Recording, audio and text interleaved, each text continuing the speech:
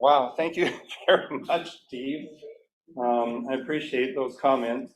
And I appreciate this whole service, and I appreciate you guys. I'm so honored to be here again. I've been the Earth Day speaker 3 or 4 times now over the years. And I was just talking to Sharon earlier. It's probably 20 years ago that I was first invited to come and speak. And this Sharon McKay person, I didn't know who she was. Like, would you come and speak to the Unitarian Universalists? I'm like, what are the UUs, right? 20 years ago. But anyways, and I feel very at home coming and talking with you guys. It's always different when you talk to a group that you know. I was saying that earlier, like if I go to, I don't know, well, I went as far as Kalamazoo, Michigan to speak, or even Blenheim or something, and you don't know anybody in the room, and it's like, well, you're still nervous, and I'm nervous right now. I'm always nervous. I always kind of fly by the seat of my pants because you're kind of putting yourself out there a bit when you give a presentation. You're revealing yourself a bit. And I feel, and I've been giving presentations for over 30 years, maybe 35 years. So we're in the hundreds. Wendy and I were trying to figure it out. Is it over 200? Is it 300? Is it, but then if you include all of the field trips and outings that I lead, is it over 300? Like 30 years worth starts to really add up. And all of that has really led to my becoming who I am. Discovering the naturalist clubs and the naturalist community and like-minded people have really led to who I have become and who I am. But the family farm was the seed, was the original seed. And it was probably my uncle who took me and my sister everywhere exploring nature that really got that seed planted and that sort of thing. And I could go on and on about the farm and the wonderful things of the Sydenham River and things like that. Our farm backs on the north branch of the Sydenham River. So I'm going to reveal myself a little bit today. I feel like those 200 or 300 presentations, I've gone through a bit of an evolution lately, and maybe it's because of the freedom of being retired, and not having to worry about chase the buck anymore, because there are no more bucks for me to chase, really. And I'm having different experiences with nature, and I'm going to do a different kind of presentation. It's going to be a little more spiritual, and I won't be too much doom and gloom. Usually there's got to be some doom and gloom. Steve mentioned, what we're doing to the planet and that sort of thing. But Steve also mentioned, those were great introductions to my presentation. I almost feel like I don't need to give it now, but anyway, where we're at and what we're doing and that sort of thing. How many of you do the Blue Blocks recycling program? Pretty much everybody, right? And how many of you know about that TV show, CBC, where they put the transmitters in the recycling and they follow them around? What's that show called? It's slipping my mind now. Nature thing. Yeah, but anyway, and they found out that in Canada, only 9% of our recycling goes to recycling, 9%, and yet we still do it, right? We still do it because it's the right thing to do. Yeah. I did want to mention, for Alan's sake, that the service berries are blooming. And do you know what that means, Alan? Do you know why they're called the service berries, Alan? No? Because now we can bury all the dead that died all winter. Because when the service berries are blooming, the ground is for surely, the frost is out, and now we can dig a hole. And you can have the services. Is that true? That is true. That's why it's called service berry. Yeah, so just interesting little side story. But anyways, the title is Healing Our Relationship with Nature, bringing that into your daily practice. And I'm probably preaching to the choir, right? And I mentioned that. I gave a presentation at Lambton Wildlife a few weeks ago, 3 or 4 weeks ago. And I've come to accept that preaching to the choir is okay, because sometimes the choir needs a pep rally. You know what I mean? Because if you go preach to the others, well, you're not changing everybody's mind very easily. There's going to be a couple of light bulbs that go off in the room. So maybe we need us, the choir, to get pumped up and start sharing and that sort of thing. Yeah. Okay, next slide. Clicker. You can use the side Oh, I got a clicker. What did you say? Just the side buttons. When I was a little boy, I swallowed 2 pennies. So I'm sharing some stories to get to my point. You're gonna have to like bring the hook out if I go too long, Steve, okay? When I was a little boy, I swallowed 2 pennies, and man, was I scared. My daughter takes after me too. Anything that has my daughter, she's dying right away, right? Oh, I'm gonna die, I cut my finger off, and then there's this little piece of skin gone. And, but anyways, I swallowed 2 pennies. And my grandmother was a very intuitive person. I understand that more the older I get.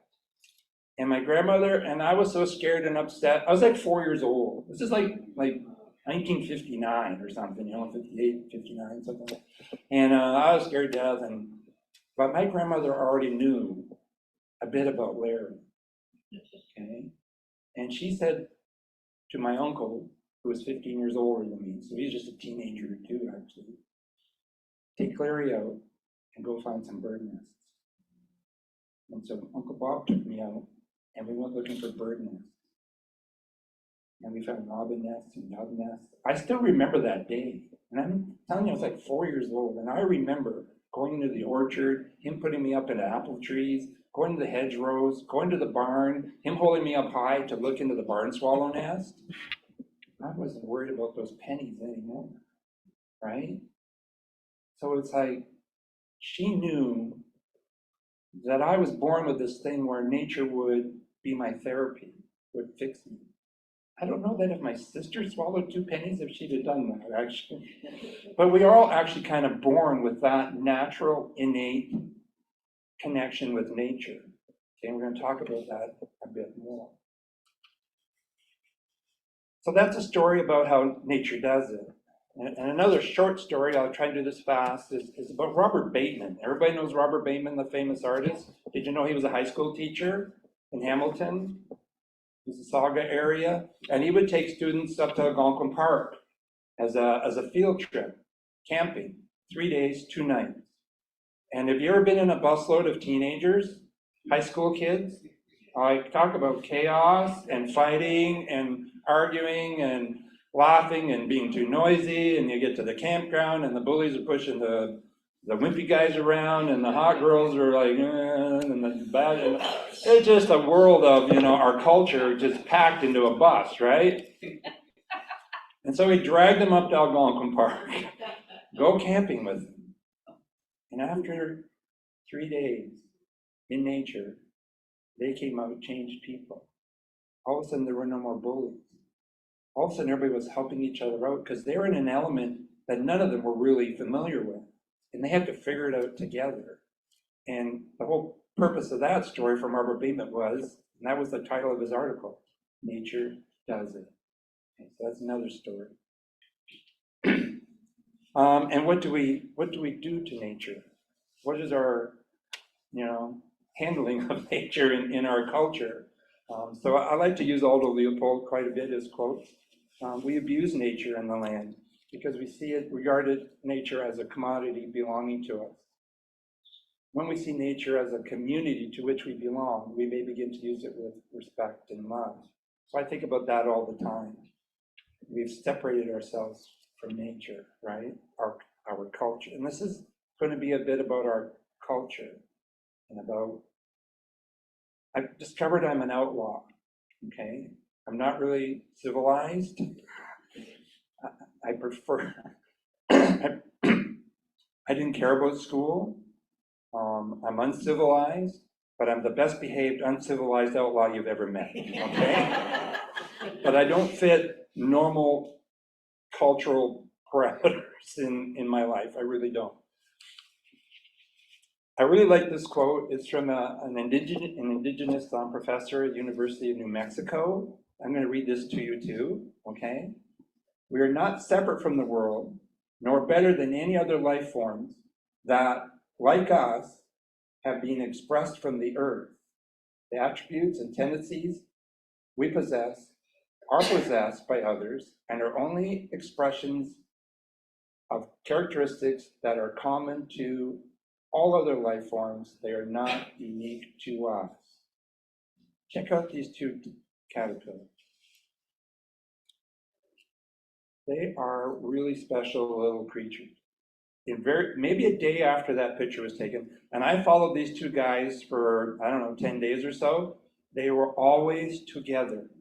Okay, these are eastern tiger swallowtail caterpillars on tulip tree leaves. And every day they go to a new leaf. And the leaf that they ate on yesterday, they bite the stalk, and what's left of the leaf falls to the ground. And that's to make sure that there's no evidence that they're in the tree eating leaves. Okay, that's a little defensive mechanism of theirs. And then when you think that in the next day or two, this thing is going to form a chrysalis and liquefy, I mean liquefy, and turn into a butterfly. It's like, those are the simple little things that are right in front of us every day that we need to pay attention to and kind of put us in our place as to how important and how smart we are and things are, right? Something like caterpillars. Or how about this guy? Freshwater mussels. I love, this is a natural heritage history thing that is just like mind-boggling. It really is. So, it's just got a pointer on it. It doesn't have a pointer on it.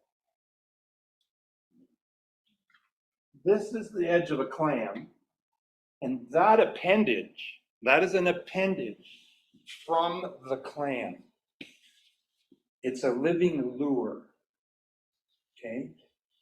It looks like a sand darter that would live in the river where the clam lives. And this, by the way, is going on in the Sydenham River as we speak. We have the most biologically rich river in North America, the Sydenham River. It has 34 mussel species, 85 species, fish species. Anyways, but this is a story about the mussel. So now you have to consider that this clam, which has no eyes, no ears, no brain, has evolved to create a lure that looks like a little fish that lives in the bottom of the river with it, so that it can extend that lure and wiggle it around so it looks like a live little fish, so that another fish, a larger fish, the smallmouth bass, will come and try to eat the lure. But as the smallmouth bass gets a certain distance from the clam, and now the clam has to know this is a smallmouth bass, because it's the only species it will do this with. A catfish came, or a carp, or a bluegill, it would not do this. So as that smallmouth bass gets close enough, the clam, poof, shoots all its eggs in the face of the bass. And the bass gets startled and sucks the eggs, and they go into its mouth and attach to its gills. There they stay for a week or two, and they become tiny little nymph clams. And as soon as they have that little clam maturity to them, they fall off.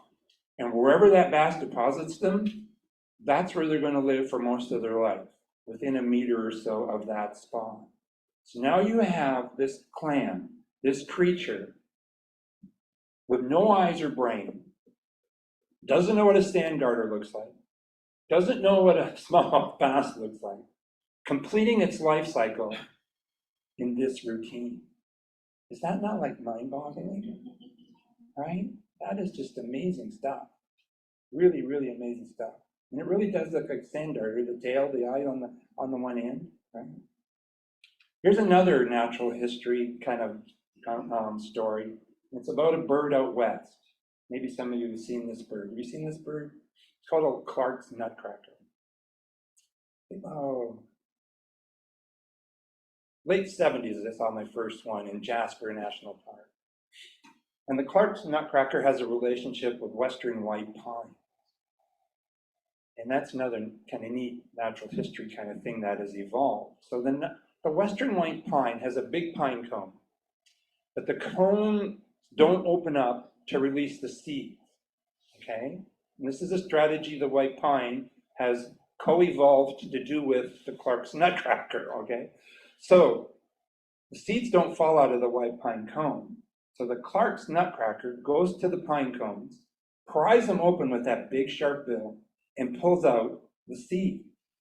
And he'll get 2 or 3 seeds in his beak, maybe 5, and then he'll go fly somewhere and stick them in the ground. Okay? He caches them. He stores them away.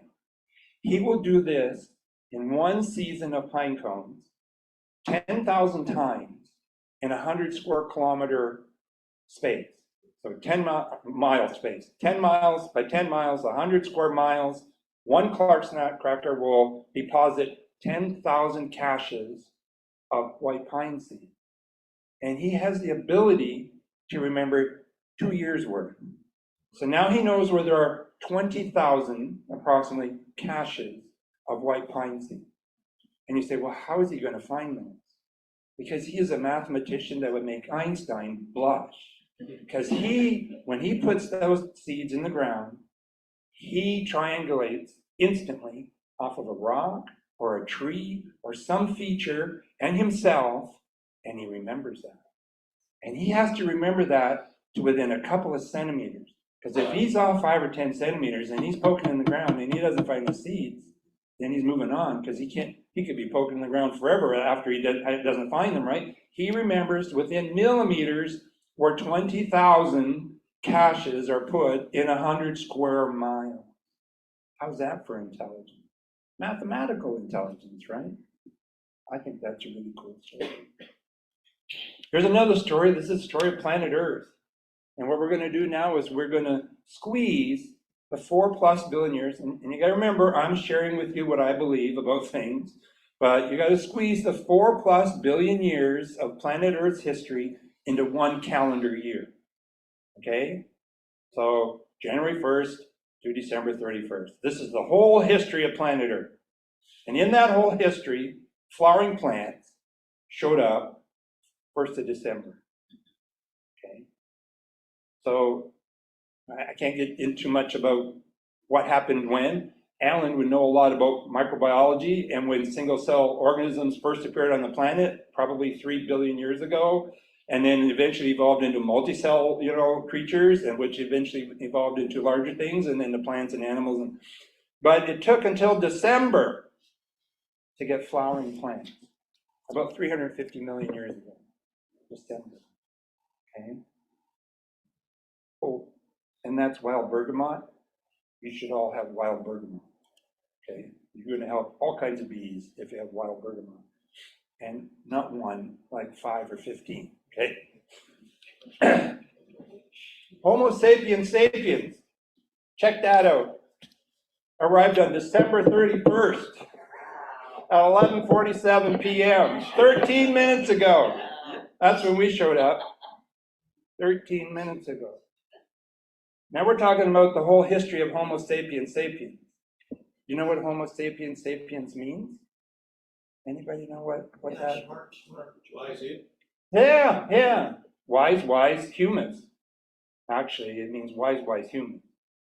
We're walking bags of wise humans is what we are, right? Risen from the earth, right? Wise bags. So 11:47 p.m. Homo sapiens shows up, but that's 180, 200,000 years ago, depending on what you believe. Okay, 180, 200,000 years ago. Okay. The Industrial Revolution arrived at 11:59:59, 1 second ago in the history of planet Earth, if you scrunch it into 1 year. 1 second ago. What have we done in that 1 second? 1 second ago. If you actually narrow that down even more to say, when did we really start polluting the planet? It's like 1/4 of a second ago, the 50s, 60s, 70s. We really got at it good in the 90s with Roundup and things like that. So one of the points here, and Steve made it, is resiliency, okay? This has been around for over 4 billion years. It's been through 5 extinctions. It's been through an awful lot, and it's always been resilient. It always comes back.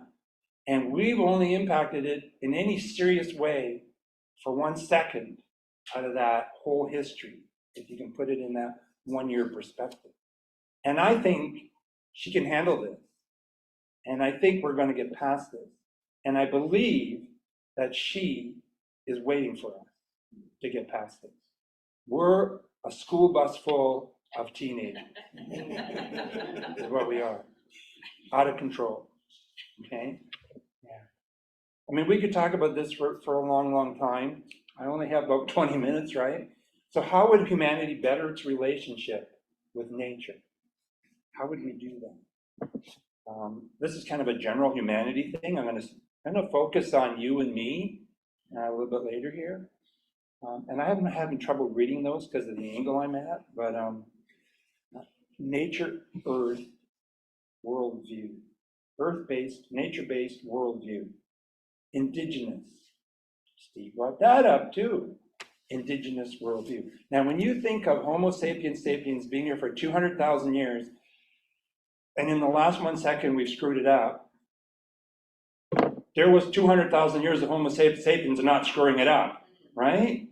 Living in harmony with the planet, actually co-evolving more biodiversity through that 200,000 years, actually having a positive effect until 1 second ago, when we started having this negative effect, okay? So this is the culture thing, and I go to the indigenous side culture thing much more than I do to the Western side. So develop an intimate relationship with nature in your daily practice. You know, I'm preaching to the choir here, but I assume a lot of you do that. You know, did you touch a tree today? Did you walk in the forest? Did you see a bird? I noticed it. Did you hear a bird? Did you watch a sunrise, sunset? Did you hear the waves at the beach or the wind whispering through the pines? Those kinds of things. Did you make contact with Mother Earth today? Probably most of us don't. We all got these rubber-soled shoes on. And if you're walking on asphalt, you're not connected to Mother Earth. So what do we do in our daily practices, and how do we reconnect with nature? And this is where I come back to the child in me and the child in you. Watch a toddler. Go to the woods with a 2-year-old. Watch them. Do what they do. And you will start to experience nature from a very unique perspective, because they don't have words. Their brain isn't going tree, rock, butterfly, I don't need to look at it, it's not important. Our brain is always taking in trillion bits of information and deciding what you need to notice, okay? Because of all of these words and all these things in our head, it's very hard to get past that, okay? And toddlers don't have those words in their head. So they are just looking for meaning from everything they experience. And when I say they feel it with their hearts and find meaning, I don't mean, you know, like the burners on the stove is hot. If I touch it, I feel it's hot. I'm talking about feeling from here. They feel it from here. They don't have this computer to interfere with heartfelt experience and meaning. And that's the place I'm getting to, is that I go into nature and I'm looking for heartfelt. I'm giving my heart to nature and waiting for a response, okay? So I'm revealing myself here to you guys. And we teach them not to do this, right? You take your toddler to the bush, don't touch that. Put that down, get your clothes back on. Don't be silly. All the things that a toddler wants to do, we program out of them.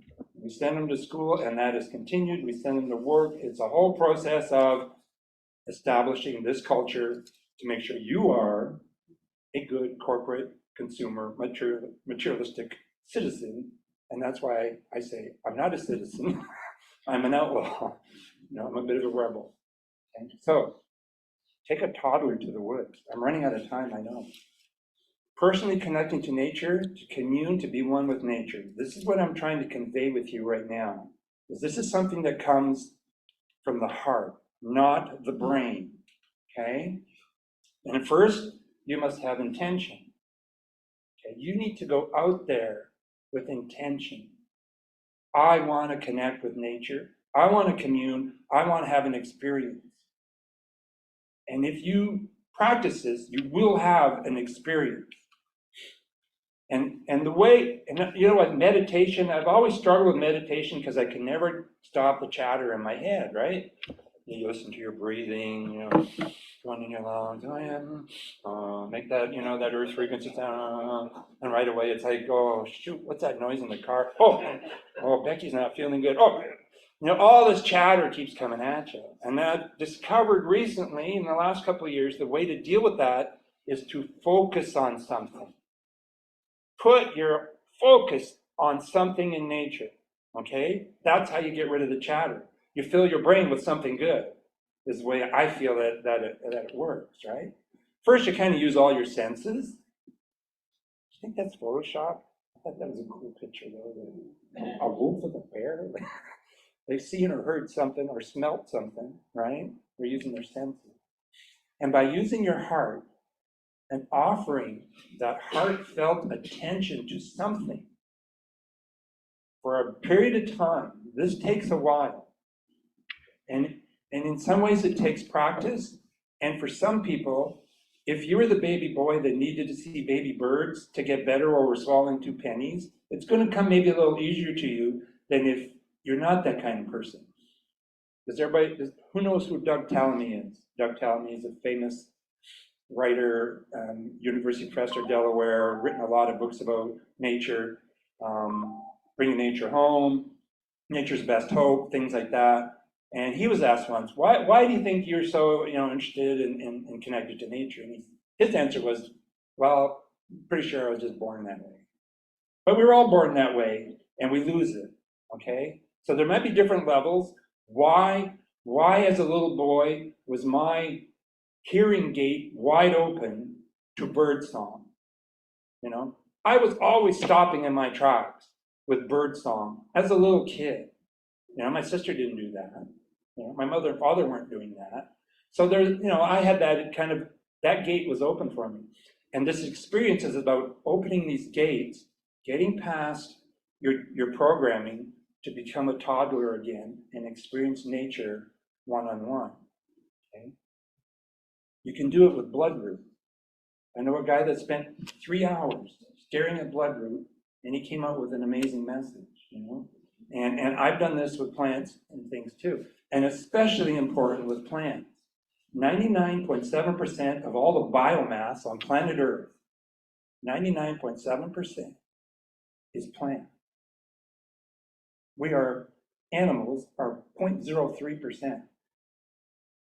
So plants are very, very important. We wouldn't even be here if there weren't plants. I mean, plants take energy from the sun and provide food for everything else. Whether you eat the plant directly or you eat something that ate the plant directly, we all need plants. 99.7%. Of that 0.03% of biomass that's animals, 97% of that is humans and their domestic animals. So only 3% of 0.03% is wild animals today. We're on a mission to eliminate all of nature, okay? And if you go back to planet Earth, we'll do this in a second, and consider that, that's astounding. So focus your heartfelt attention and love on a plant for some time. This is going to take you time, and you just keep focusing on it. If you start to worry about the bills, just put your focus back on that plant or that animal or that canopy. Touch it, make sure you're touching it, because everything's grounded, everything has a frequency, everything has a voltage level, and you want to match that. If you're standing in your rubber-soled shoes, you can't match that. You have too much voltage, okay? And plants are a lot better at picking up frequencies than we are, because that's been programmed out of us. The plants, as soon as you walk in the woods, I believe the plants know you're there. And I believe they know who you are. I believe they know your intent. And this has been recorded with instruments. You throw an axe at a tree, the frequency changes. Like what? Like those kinds of things, right? So this takes some time, and you focus and you ask yourself, how does it feel? And this is about your heart again, your heart feeling, your heart frequency. This is about like, you've got a little grandkid that you love so much, and you give her a hug. That is what I'm talking about when I say feeling, heartfelt love. Maybe you and your spouse are in a strange town and you decide to go into this restaurant, and you walk into a restaurant and all of a sudden you stop dead in your tracks because all of a sudden this doesn't feel good. I think I'm gonna back out of this restaurant. Your friend like, notice us and get out of here, you know. Those kind of feelings, hugging your puppy, heartfelt feelings is what we're looking for. How does it feel?